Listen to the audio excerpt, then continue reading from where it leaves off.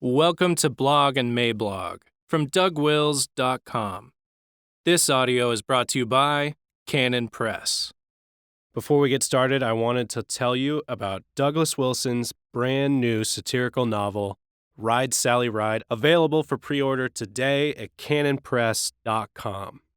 It's 2 decades in the future, and a Christian college student named Ace Hartwick has destroyed his neighbor's so-called wife. Actually a sex bot named Sally, in a trash compactor. Soon, Ace will be on trial for murder. Pastor Douglas Wilson continues his cheerful assault on stupidity with this provocative new satirical novel. Wilson pulls no punches when it comes to hypocrisy, love, sex, and providence in contemporary culture. His darkly amused insights will either make you furious or make you laugh furiously. But they'll never leave you bored. Get Ride, Sally, Ride today at ridesallybook.com.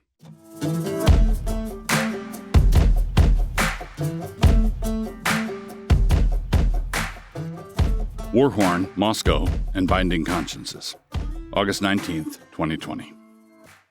Introduction. As a number of you have no doubt seen, we were taken to task yesterday by Joseph Bailey and Brian Bailey. And given the nature of the criticism, I thought a response was necessary. I hope to keep the response centered on what I believe to be the central issue, and so perhaps this post won't be as long as normal. But we shall see. Perhaps it will. One qualification up front.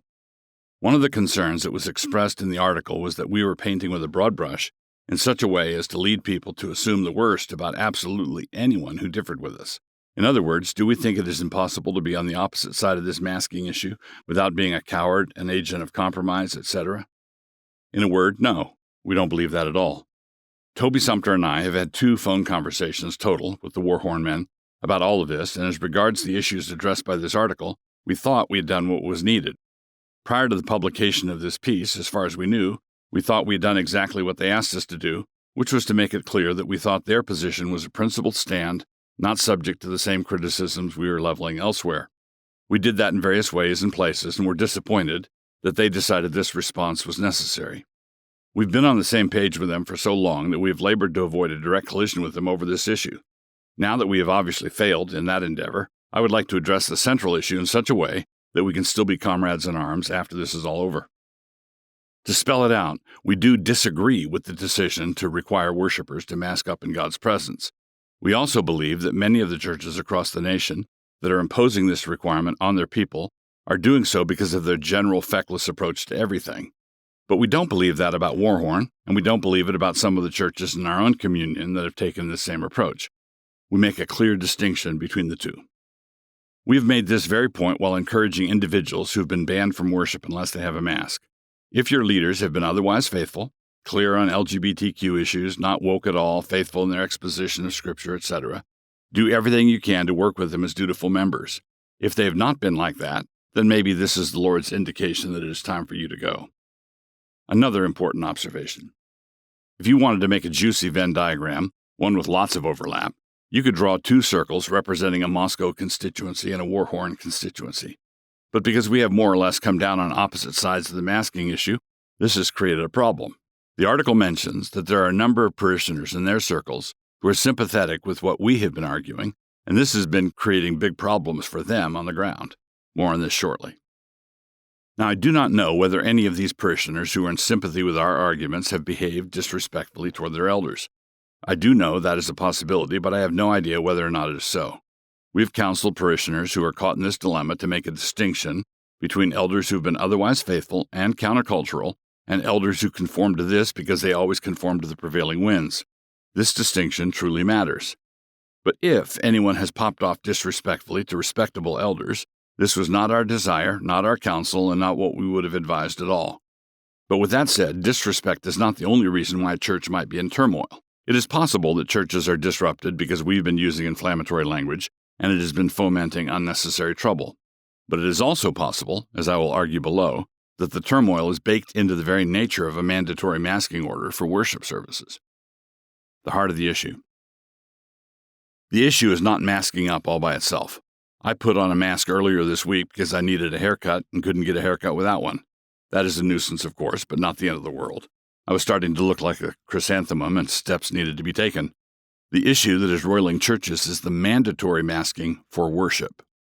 The difference of opinion we have is not over whether to wear a mask, with some saying yes and others saying no, but with each agreeing that wearing the mask is a minor inconvenience.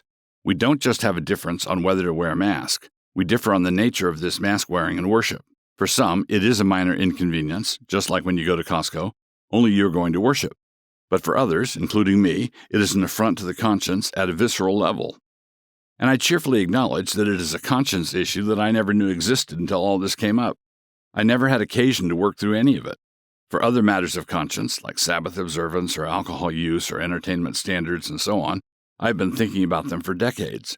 But in this case, a medicine ball was thrown at everybody's heads by the Archangel Gabriel, along with a peppy think fast. I have no problem acknowledging that good men, like the men of Evangel Presbytery, had to make a swift decision on what to have their congregations do about masks. I have no problem agreeing that these are trying times, but given the fact that there are many Christians out there who had the same visceral reaction to the idea of worshiping God with a veiled face, I believe that such leaders had the responsibility to be more flexible with their people instead of simply mandating. I can understand Christians reading our stuff in order to clarify thinking and to hunt down arguments, but I don't believe that what we have been producing is responsible for the existence of the visceral reaction in the conscience that numerous believers have had. And I believe the turmoil exists because of a head-on collision between that reaction in the conscience and a mandate from the elders. So say that in Church X, we have a man who sincerely believes that his life is in real jeopardy because of COVID. He has faithfully attended church for years. If we forbade masks in worship, we would be putting him in a terrible position. We would be forbidding what to him is a minor inconvenience, an inconvenience which he believes is important to his health.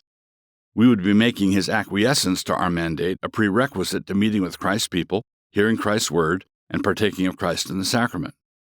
But say that in Church Y we have a man who sincerely believes that to require him to cover his face when he goes to worship God is an insult to his status as an image bearer, and he also believes, conscientiously, that a play from the broader culture is being run on us all.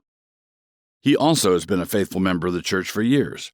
To require him to mask up would be to place him in a terrible position, just like Church X did with their guy. At Christ Church, we welcome anybody, masked or unmasked. No one is turned away over this issue. We have repeatedly instructed our people not to give the stink eye to anybody. Don't assume that a mask wearer is a coward, and don't assume that a non-mask wearer is a devil-may-care stunt parishioner. Church officers may wear a mask, and church officers may go without. In order to bind the conscience, there has to be actual binding, which would be an act of authority. On this issue, we have resolved not to get in between anybody's conscience on the one hand, and Christ's people, Christ's word, or Christ's sacraments on the other. And ironically, if a church makes conformity mandatory, the turmoil is increased if the church has been a faithful one. By laying out these and similar arguments as we have done, we have not bound anyone's conscience. We have not required anything of anybody. The only authority we have is the authority of having said true things, if indeed we have. But that is not an authoritative act. If any of the men with whom I have this difference were to visit Christ Church, they would be welcome, with or without a mask, and they would also, despite agreeing with the Warhorn article, be welcome to sing with us, pray with us, confess with us, hear the word with us, and partake of communion with us. One last thing. I mentioned flexibility earlier. If the elders of the church believe the pandemic is far more serious than I do, there are many ways it could still accommodate those believers who can't stomach the idea of approaching God with a mask on. They could recommend masks. They could ask everyone to mask up during the fellowship time, before and after, but say you are free to remove your mask while worshiping. They could hold a second service for those who don't feel right in their spirit about masking for worship. They could treat the issue of masking with something other than a command. Is this view of masking that we hold really an offense that deserves de facto suspension from the table? And we could also make sure that as we love one another, we continue to talk through the issue. In that spirit, the comments for this post are open.